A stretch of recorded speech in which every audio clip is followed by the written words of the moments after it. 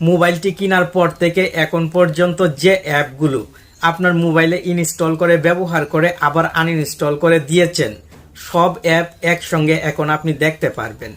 কোনো অ্যাপ যদি প্রয়োজন হয় তাহলে আবার ইনস্টল করে নিতে পারবেন।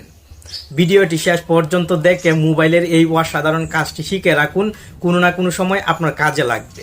অনেক গুরুত্বপূর্ণ অ্যাপ কিন্তু তাকে যে অ্যাপগুলো ইনস্টল করে আমরা ব্যবহার করি আনইনস্টল করে দিই পরবর্তীতে, কিন্তু এখন অ্যাপটি প্রয়োজন, অ্যাপটির নামও ভুলে গেছেন। এই অসাধারণ কাজটি শিখে রাখলে কিন্তু আপনি খুব সহজেই অ্যাপটি খুঁজে পাবেন এবং ব্যবহার করতে পারবেন। ভিডিওতে লাইক কমেন্ট করবেন, তাহলে আপনার জন্য এমন গুরুত্বপূর্ণ ভিডিও প্রতিদিন তৈরি করতে আমি উৎসাহ পাবো।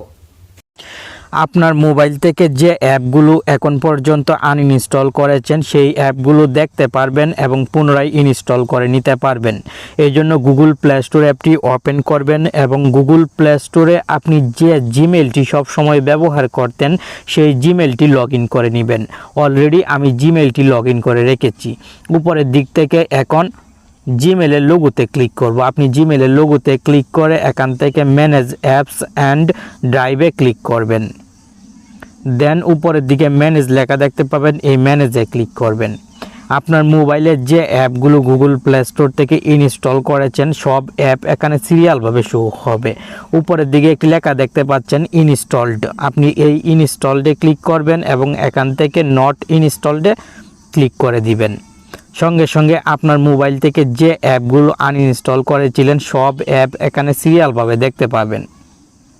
দেখুন যে অ্যাপগুলো আমি মোবাইল থেকে আনইনস্টল করেছি প্রত্যেকটি অ্যাপ এখানে শো হচ্ছে।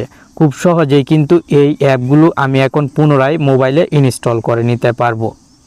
এই সহজ সিস্টেমটি ব্যবহার করে মোবাইল থেকে আনইনস্টল করা সব অ্যাপ খুঁজে পেতে পারেন এবং ইনস্টল করে আবার ব্যবহার করতে পারেন। ভিডিওটি যদি ভালো লাগে লাইক কমেন্ট করবেন, আর নতুন নতুন ভিডিও প্রতিদিন এই চ্যানেলে আসবে, সাথেই থাকবেন।